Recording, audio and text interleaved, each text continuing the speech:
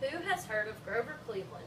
Regardless of his popularity, Cleveland has affected American history forever, whether we are aware of it or not. The more information we know about history, the more we can contribute to society.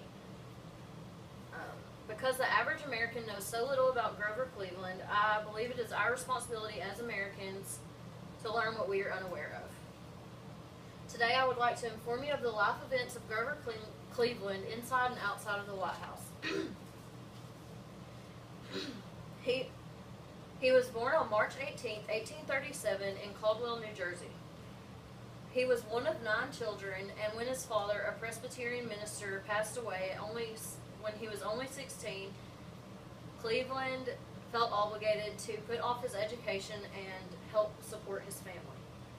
He worked with his brother in special education at the New York Institute and then as a clerk while he was a part-time law student in Buffalo. These positions led Cleveland to gain the knowledge to pass his bar exam even without a sufficient organized and formal education.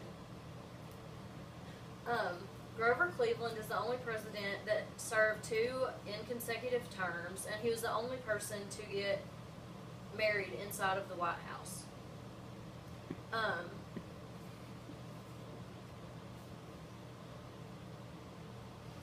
Grover Cleveland continued to just go with the flow, and he eventually became district attorney, then sheriff, then mayor, and eventually governor in 1882 to 1884.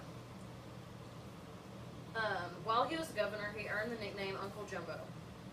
Grover Cleveland was in control in his first term. Grover Cleveland was in control of the dedication of the Statue of Liberty. He also saw Geronimo surrender, which led to the end of the Apache Wars. During Benjamin Harrison's presidency, the annexation of Hawaii was pushed, but it never was completed until Grover Cleveland's term. Cleveland did not agree with it and was opposed to it, and he even claimed that the whole situation was shameful. Grover Cleveland also declared war on London over a boundary dispute, which put the Monroe Doctrine back in use. Cleveland broke a record with his veto use. The only person who exceeded him was FDR, and that was because he served 3 terms. While he was in his first term, he also earned another nickname, which was the Guardian President, because of his strict nature, and he put his agenda on hold for Congress's agenda. His second term in the White House, when he was 24th president, he served a more burdened term than the first. His second term was from 1893 to 1897, and he lost the support of his own party because of his strict nature. He was opposed to women's suffrage, which troubled a lot of Americans. All of this resulted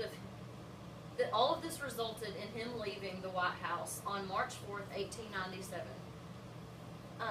After his presidency, Cleveland still continued to be a part of political issues and even consulted Theodore Roosevelt.